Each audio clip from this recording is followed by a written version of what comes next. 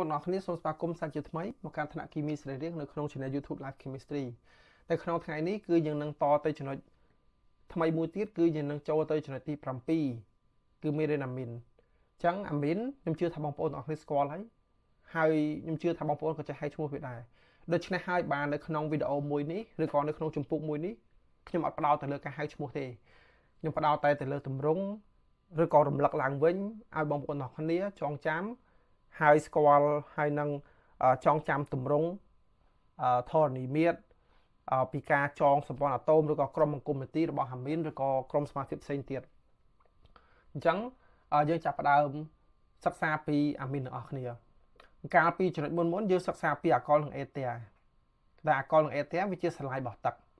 តែដល់ពេលឥឡូវគេថាអាមីននឹងជាស្រឡាយរបស់អាម៉ូញ៉ាវិញម្ដងខ្ញុំបានអានសភៅមួយ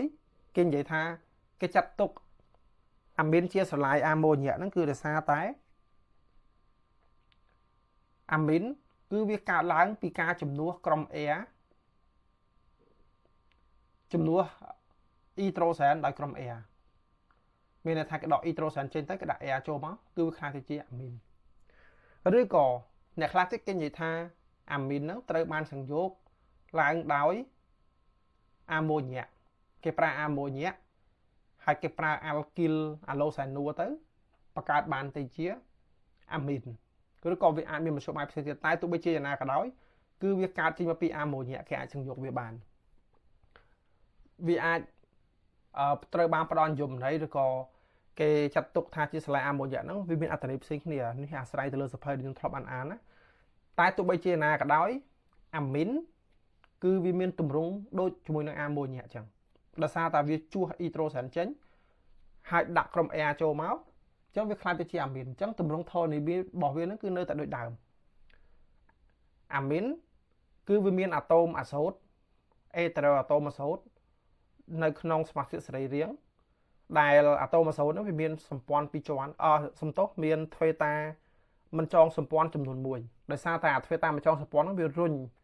ទ្វេតាសម្ព័ន្ធចុះក្រោមបង្កើតបានជាមុំតូច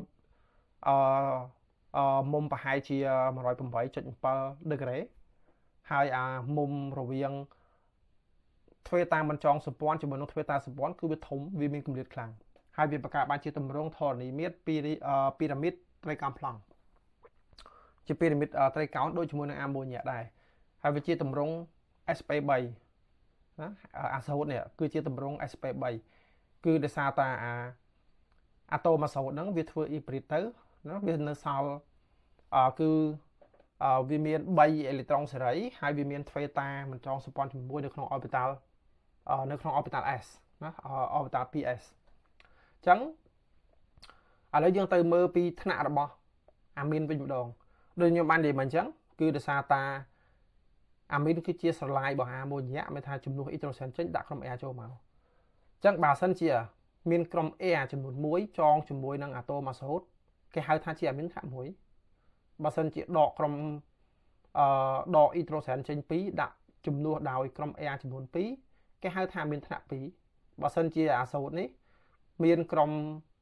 Air ចំនួន3ចងជាមួយនឹងអាសូត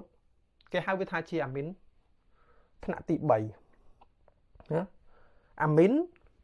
គឺមានសឹងគ្រប់កន្លែងមានសឹងគ្រប់កន្លែងទាំងនៅក្នុងខ្លួនធម្មជាតិរបស់របរដែលយើងប្រើប្រាស់ថ្នាំ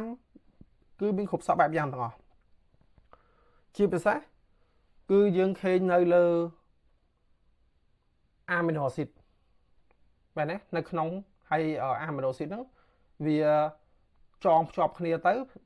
បង្កើតបានទៅជាប្រូតេអ៊ីនបែបនេះឬក៏យើងឃើញវានៅក្នុង DNA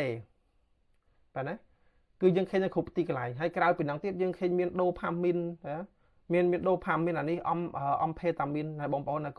កុំសាកនេះអាអមផេតាមីននេះអានេះគឺថ្នាំញៀនអមផេតាមីននីកូទីនចឹងហើយជាទូទៅនៅពេលណាដែលយើងឮឈ្មោះថាអ៊ីនគឺពពួកអាមីនប៉ុន្តែវាយើងអាចច្រឡំជាមួយនឹងពពួកអាល់ស៊ីនពពួកអាល់ស៊ីនក៏យើងឮឈ្មោះថាអ៊ីនដែរប៉ុន្តែយើងអាចចំណាំរបស់វាបានគឺនៅពេលណាដែលវាមាន សមាធិសរីរាង្គមានជាពិសេសពួកអាមីនហ្នឹងវាចូលចិត្តនៅជាមួយនឹងពពួក aromatic តែវាមិនមែនទាំងអស់ទេវាមានច្រើនមែនតើដែលយើងឃើញនៅក្នុងធម្មជាតិអាមីនហ្នឹងវានៅមួយវងបងសែនហើយឈ្មោះវាគឺមីននៅខាងចុងក្រោយហ្នឹងសម្បូរមែនតើហើយជាបើយើងនិយាយពីប្រតិកម្មភាពរបស់វាគឺជាធម្មតាអាមីនគឺវាដើរតួជាបាសហ្នឹងវាមិនមែនជាបាសខ្លាំងទេវាជាបាសខ្សោយនៅក្នុងប្រតិកម្មភាពក៏ចឹងដែរលុះត្រាតែមានកតាលីករឬក៏មានអីជំនួយទើបវាអាចមានប្រតិកម្មភាពវាជាបាសខ្សោយហើយ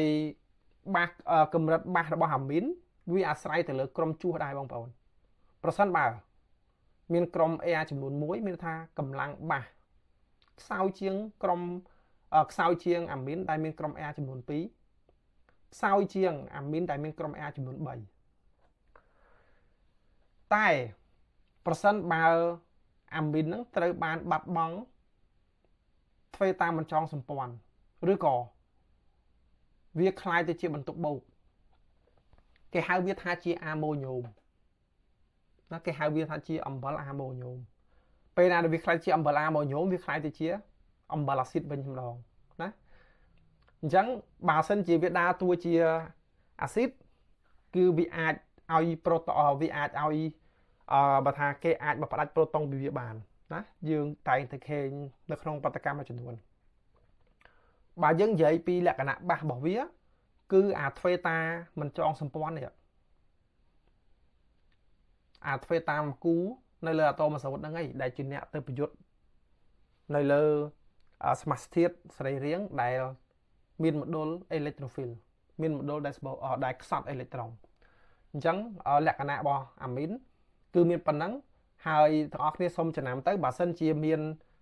ក្រុម Air ហើយមាន NH2 NH ឬក៏មាន N ហើយមានក្រុម Air ហ្នឹងអាហ្នឹងគឺហៅថាជាពពួកអាមីនហើយដូចយើងឃើញអញ្ចឹងអានេះគឺជាអាមីនថ្នាក់2អានេះគឺអាមីនថ្នាក់2អានេះគឺអាមីនថ្នាក់1អានេះវិញគឺថ្នាក់ទីប៉ុន្មានអានេះខ្ញុំគិតថាមិនមែនថ្នាក់ទី1ទេខ្ញុំគិតថាមិនថ្នាក់ទី1ទេខ្ញុំចាំទម្រង់របស់វាអានេះគឺផ្នែកមេទីលហានេះគឺតបិតគឺទម្រង់ទី2អានេះគឺទម្រង់ទី1ត្រឹមត្រូវហើយនេះគឺជាទម្រង់ទីប៉ុន្មានហើយ1 2 3អញ្ចឹងអានេះគឺជាអាមីនថ្នាក់ទី3ណាគឺជាអាមីនថ្នាក់ទី3គឺជាវងបិទពេលខ្លះវានៅជាទម្រង់ខ្សែបើកពេលខ្លះវានៅជាទម្រង់ខ្សែបិទហ្នឹងអញ្ចឹងថ្ងៃនេះមានតែប៉ុណ្្នឹងទេរៀងខ្លីបន្តិចចាំយើងជួបគ្នានៅវីដេអូក្រោយគឺយើងនឹងនិយាយពីអាស៊ីតកាបូកស៊ីលិកនិងសាឡាយរបស់វាអញ្ចឹងសូមអរគុណច្រើនបងប្អូនបាយបាយ